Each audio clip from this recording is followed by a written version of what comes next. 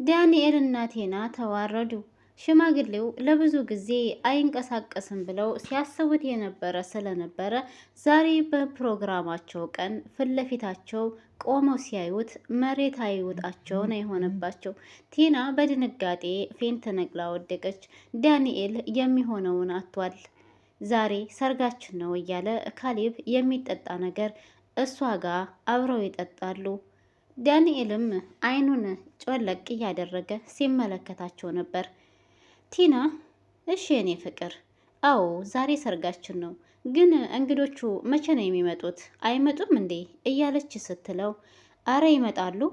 እኔ ምልሽ አባዬ ግን የት ነው የሚል ጥያቄ ይጠይቃታል ካሌብ።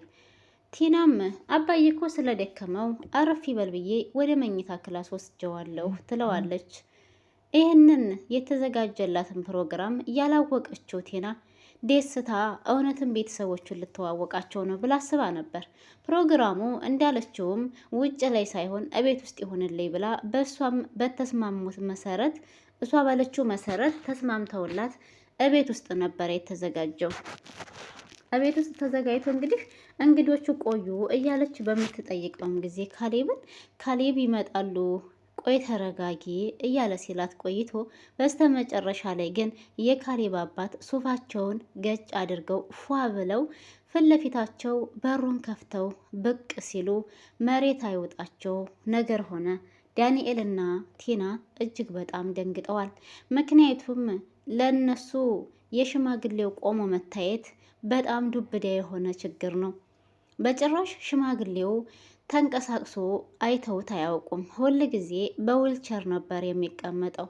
ይሄንን ደግሞ ቲና ሽማግሌው አይንቀሳቀስም እያለች ዳንኤልን ብዙ ጊዜ ስታሳምነው እና ስትከራከረው ኖራ፣ ዳንኤል ግን እባክሽን አንቺ ልጅ ለምንድን ነው የምልሽን የማትሰሚው? እኔ በአይኔ በብረቴ መኝታ ክላሳችን ገብቶ አጠገባችን ቆማ አይቼዋለሁ ብሎ ራሱ በተደጋጋሚ እየነገራት ነበር። እሷ ግን ይህንን ነገር አምና መቀበል አትችልም።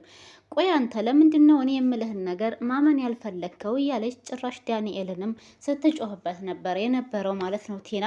ዛሬ ግን ዳንኤል ያለው ነገር እውነት ሆነና የካሌብ አባት ፊት ለፊታቸው ቆመው አዩቸው። ይህ ማለት ለነሱ ትልቅ ዱብዳ የሆነ ችግር ነው። እናም በጣም ተደናግጠው ነው ያሉት። እንዴት ይሄ ሊሆን ቻለ? እንግዶች የተባሉትስ እውነት የካሌብ አባት ነበረ ወይ እያለይ ቲናም ሆነች ዳንኤል ከባድ ጥያቄ በውስጣቸው እንደፈጠረባቸው ምንም አንጠራጠርም።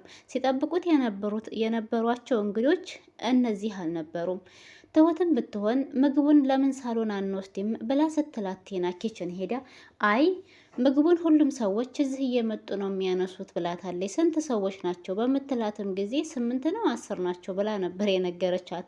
ግን ማንም እንግዳ አልነበረም። እንግዳው ትልቁ እንግዳቸው የካሌብ አባት ነበረ። አይገርምም? ቲና በስተመጨረሻ ሁሉም ነገር ውርደት ሆነባት። ዳንኤልም እንደዚሁ ከቲና ጋር ሆኖ ለብዙ ጊዜ ሽማግሌውን ሲጎዳው ነበር። ግን ሽማግሌውም ቢሆን ያንን ያክልም ብዙም ባይጎዳ፣ አሁን ላይ ግን ትክክለኛ ስራውን እየሰራ ነው። ትሁትም ይህንን ቀን ትናፍቀው ነበረ። አባዬ አንተ በእግርህ ሄደህ ወይም ቆመህ የሚያዩበት ቀን የዛ ቀን ምን አይነት ፊታቸው ላይ ምን አይነት ነገር ያሳያሉ? ያችን ቀን ማየት ናፍቆኛል እያለች አባቷን ለብዙ ጊዜ ስትጠይቅ ነበር። አባትየውም ቢሆን እኔ ራሱ የኔ ልጅ እኔም በጣም ናፍቆኛል፣ ግን ምን ይውጣቸው ይሆን እኔን ቆሜ በእግሬ ሲሄድ ያዩ ቀን እያላትም ነበረ። ሰላም ሰላም፣ ውድና የተከበራችሁ የቻናሌ ቤተሰቦች ሰላም፣ እንዴት ናችሁ? እኔ ደህና ነኝ አልሐምዱሊላህ። እንዴት ተለመደው ወደ ቻናሌ በአዲስ ቪዲዮ ተከስቻለሁ። ቤተሰብ ቆይታችሁ ከኔ ጋር ይሁን። የግፈኛዋ ሚስትና የሰራተኛዋ ፍጥጫ ትሁት የሚለው ድራማ እንደቀጠለ ነው።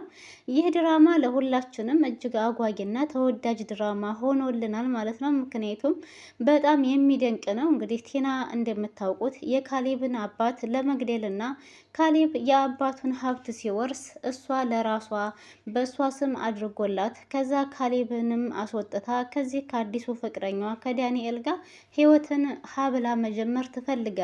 ብዙ ጊዜ አላማዋና ፍላጎቷ እንደዛ ነበረ።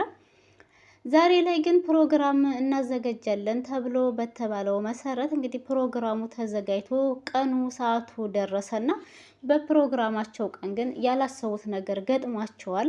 እሱም ምንድን ነው? የካሌብ አባት አይቆሙም፣ አይሄዱም፣ አይንቀሳቀሱም እንዲሁም ደግሞ ማውራት አይችሉም የተባሉ ሰው ነበሩ እና ዛሬ ላይ እንግዲህ ዳንኤል እና ቲና ይሄንን ጉር ሲያዩ በጣም ደንግጠው በጣም ነው የተደናገጡት። ምክንያቱም ለመጀመሪያ ጊዜያቸው ነበረ። በተለይ ቲና ለመጀመሪያ ጊዜዋ ነው የካሌብ አባትን ቆሞ ስታየው።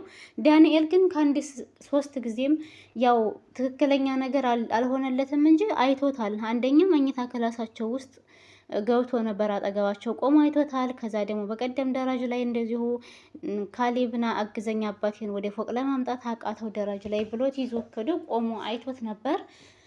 ግን ያው የካሌብ አባት ቶሎ ብለው ላለማስነቃት ደረጁ ላይ ቁጭ ብለው ዳንኤል ያንን ያክልም አልነቃም ነበር። የዛሬው ግን ከክላሳቸው ውስጥ ቀጥታ እነሱ አስተኝተን ወጣም ብለው ሲያስቡ የካሌብ አባት ግን ሱፋቸውን ገጭግጨው ፊት ለፊት እንግዳ ይጠብቁ የነበረበት ሳሎን ላይ ተሰብስበው ቁጭ ብለው እያለ በሩን ከፍታ የመኝታ ክላሱን በር ብቅ ሲሉ ዱብዳ የሆነ ነገር ወረደባቸው። ዳንኤልና ቲና በጣም ተደናገጡ። ይህ ለነሱ በጣም አስደንጋጭ ዜና ነበር በሰዓቱ። ምክንያቱም የጠበቁት እንግዳ የካሌብን አባት ሳይሆን ሌሎች ብዙ እንግዶች የካሌብ ቤተሰቦች ያኔ የካሌብ አባት ቤተሰቦች ምናምን ነበር እና ለዛ ነበር ፏፏ ብለው ካሌብም ቢሆን ዛሬ ሰርጋችን ነው የኔ ፍቅር እያለ መጠጥ ነገር እየቀማመሱ እንዲሁም ዳንኤል ትሁትም አጠገባቸው ቁጭ ብላ ነበር። ይሄ ነገር እንግዲህ ለትሁት ለካሌብ አባት እንዲሁም ለካሌብ እጅግ በጣም አስደሳች ዜና ነው። ለሁለቱ ደግሞ ለቲናና ለዳንኤል ዱብዳ የሆነ አስደንጋጭ ዜና ነው። ለእነዚህኞቹ አስደሳች ነው፣ ለእነዛኞቹ ደግሞ አስደንጋጭ ዜና ነው ማለት ነው። ቲና ስትጓጓለት የነበረው የካሌብ ሀብት ወይም የሽማግሌው እንግዲህ ካርታና ፕላኑን ለማዞር እዛ የምንሄድበት አዳራሽ አይመችም ይመስለኛል ብላ ለካሌብ ስትለው፣ የኔ ፍቅር እሱን አንቺ አታስቢ፣ መጀመሪያ ፕሮግራማችንን ካስተካከልን ከጨረስን በኋላ ቀጥታ ደግሞ ወደ እንትኑ እንሄዳለን ነበር ያላት ማለት ነው ካሌብ። ወደ ቦታ ማዞሩ ወደ ቤቱ ምኑ ነበር እንሄዳለን ያላት። ቴናም በዛ ነገር ተስማምታ እንግዲህ ሰኞ ሁሉም ነገር ያበቃለታል እያለች ስትፎክር የነበረችው አለች። ዛሬ ላይ ግን እሷ ሳትሆን የምትፎክረው የካሌብ አባት ነው የሚፎክረው ማለት ነው። ምክንያቱም የካሌብ አባት ፕሮግራሙ ላይ መገኘት የለበትም። ይሄ ሽማግሌ እንደዚህ ሆኖ እንዴት ነው የሚገኘው? አሁን አንተ እኔ ፕሮግራም ላይ እንደዚህ እየተጎተትክ ብትገኝ ፕሮግራሙን አታበላሸውም ወይ እያለች ስትገፈታትረውና ስታመናጭቀው ነበር የቆየችው። ለዛም ነበረ እንግዲህ ዳንኤልን ና አግዘይ ብላ አንጠልጥለው ልክ እንደ እቃ እንደ ሰው ሳይሆን እንደ እቃ አንጠልጥለው አልጋ ላይ መኝታ ክላስ ወስደው የወረወሩት ማለት ነው የካሌብን አባት። ካሌብ ይሄንን ጉድ አባቱ እንደዚህ እንደሚንገላታ የሚያውቀው ታሪክ የለም። እሱ ፊት ለፊት ስትሆን ስለምታስመስል ዳንኤልና ቲና ማለት ነው ያው ያስመስላሉ። ምክንያቱም የካሌብን አባት እያበሰጫጨች እና እያናደደች እየተገላመጠች ትውልና ልክ ካሌብ ሲመጣ ደግሞ ደህና ሰውን ለመምሰል ትሞክራለች። ትሁት ግን አንድ በአንድ የቲናን ስራ ስለምታውቅ ለካሌብ ትነግረዋለች እና አይደለም ይሄንን ማመነጫጨቁን ይቅርና መርዝ ራሱ ሰታ ለመግደል የምትሞክር ሰው ነበረ። የቲና ግን በስተመጨረሻ ውርድቷን ተከናንባለች።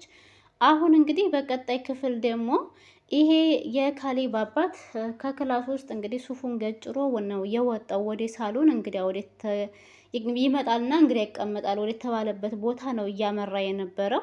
ቀጣይ ክፍል ላይ ይህንን ነገር ሲያዩ ዳንኤል እና ትሁት ምን ይላሉ? ምንስ ሲፈጠር ይሆን የምለው ደግሞ በቀጣይ ክፍል ነው አብረን የምናየው። ቤተሰብ ከዚህ ከድራማ እስኪ እናንተ ምንድን ነው ማለት ያኔ ጥሩ ነገር ድራማ ሆኖም እያለ አንዳንድ ነገር እውነትንም ይዞ ይመጣል ማለት ነው። አንዳንዱ ብዙም ደስ ባይልም አሁን የቲና ስራ ተንኮል ነው የሚያስተምረው። የትሁት ደግሞ በቃ ታጋሽነትን ብዙ ነገሮችን የሆነን ነገር እስከምታሳኩ ድረስ መታገስ እንዳለባችሁ ከካሌብም ከትሁትም እንዲሁም ከካሌብ አባት ይህንን ነገር እንወስዳለን ብዬ አስባለሁ። ከዳንኤልና ከቲና ደግሞ በቃ ሰውን መሸወድ፣ ሰውን ማታለል እንዲሁም ሰውን አለማክበር ነው። ይሄ ነው እኔ ከነሱ የታየኝ። እናንተስ ምን ትላላችሁ ቤተሰብ? አሁን የቲናምና የዳንኤል መዋረድ አላስደሰታችሁም? እኔ በጣም አስደስቶኛል። ግን በቀጣይ ክፍል ደግሞ ሽማግሌው ወይም ወድቆ መንቀሳቀስ አይችልም እንዳይባል ማለት ነው እንጂ በዛው እንዴት ተንቀሳቀሰ ተቀጠለ ወደ አጠገባቸው ከተጠጋ ምን ይፈጠራል የሚለው እኔ ራሱ በጣም አጓግቶኛል፣ በጣም ናፍቆኛል ማለት ነው ምን እንደሚሆን። ወይንስ ደግሞ ባለፈው ልክ ቲና ካሌብን እንደሸወደችው ስልክ ስታወራ የኔ ፍቅር እያለች ስትል እንደነበረው አውቆ እንዳላወቀ ሆኖ ነው እንጂ ግን ሸውደው አይደለም።